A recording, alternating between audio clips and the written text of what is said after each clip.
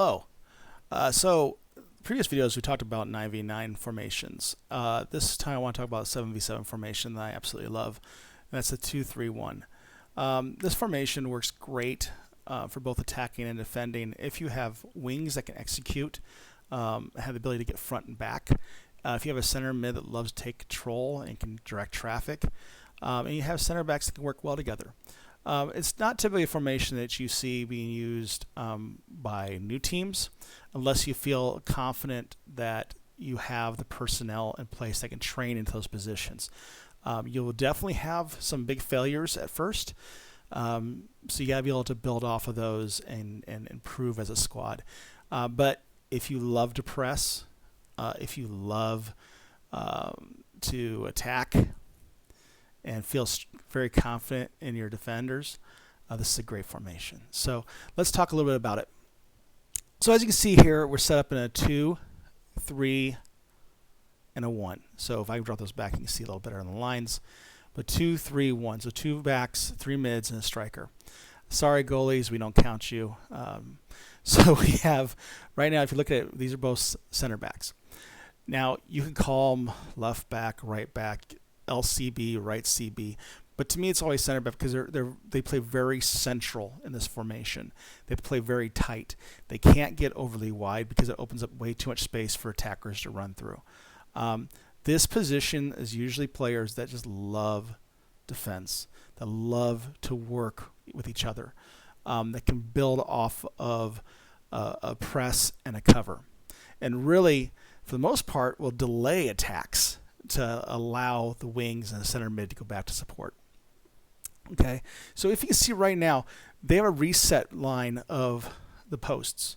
So if you look at near post, back post, that's their reset. So if they ever run a situation where they get too wide and they go, oh no, I'm in the wrong spot, they can drop back to the post itself.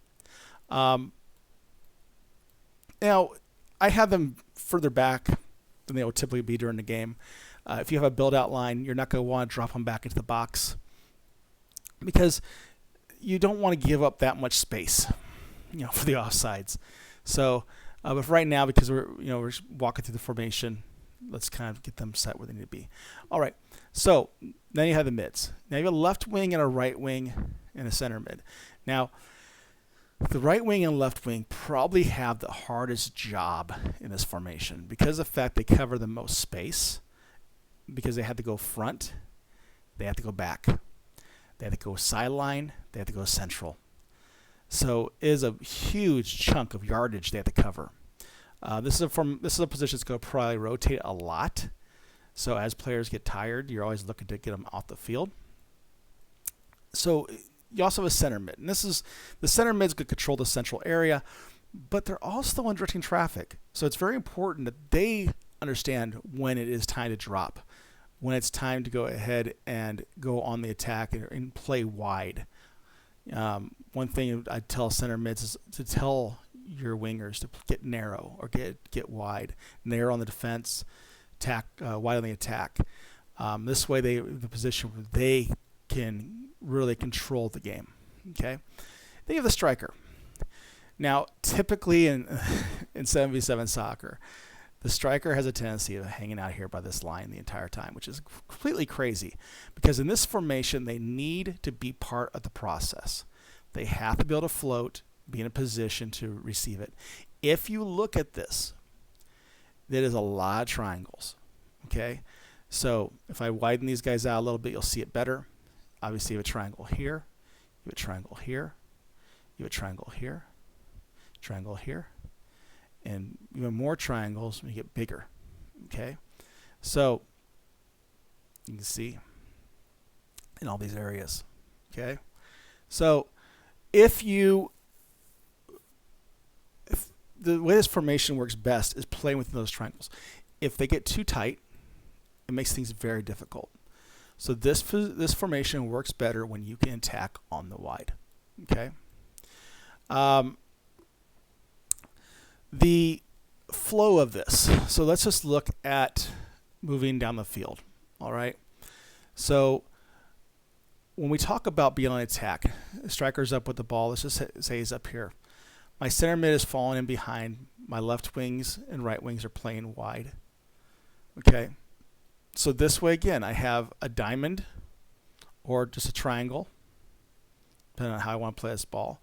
Center backs are starting to come up. Now, it's important on the attack that center backs are in communication, because lots of times what you're going to want to do is that one center back's going to want to play high and the other one's going to want to set the anchor. This way, if a situation occurs, the ball is turned over, it's not going to be in a position where these guys are way up here. Let's say a DM has the ball and they play the ball over the top to the striker, you're toast. Okay, so what they usually do then is you want to stack them. So that way it's a situation where the striker's right here, they try to play over the top, you at least have one center back that can run with them and slow it down to allow everybody else to get back to help. So we're gonna stay on the attack and move these guys off the field for right now. Okay. As we're coming in, obviously, if we're playing wide, we have options where the left wing can bring it in, can take the ball to the corner, be able to play it back to the striker on a cross. Right wing is always behind the ball, so this way, in case the ball comes past, he can now attack the back post. So when the ball changes, we've seen it here already. Let's just say, for example, we lose the ball, center back wins it. Okay, we misplayed it. Obviously, we have that 5 seconds to win it back. We're telling the wings to press that ball to try to win the ball back. We're looking for the playouts, so that way we can anticipate where that ball is going to go. Maybe we can intercept it on the play out. But for the purpose of this video, because we're going to talk about attacking and defending in a separate video, I just want to be able to say, okay, where's our drop back look like? So if the striker's up here waiting for that ball, okay, let's bring these guys into the field so we at least know where they're at. Okay, we're going to show a 2-1-2-1. So center backs are 2, DM's a 1, right wing, left wing's a 2, strikers are 1. So center back wins this ball. We know he wants to go out. Okay, he wants to get this ball out of here as quickly as possible. So let's just say it goes to the DM. Dangerous pass right in front of the goal. But he gets to the DM here. Automatically, I am dropping. Okay, I am dropping, and my center mid is telling players to get narrow. So get on his inside, get on this left wing's inside. Okay, this way, if the DM tries to pass it, defensive mid tries to pass it, right wing's there to intercept it. He's playing the man coming in. My center backs are automatically swinging and dropping. So this way they're staying narrow. If the striker tries to get through, there's always going to be 2 people right there.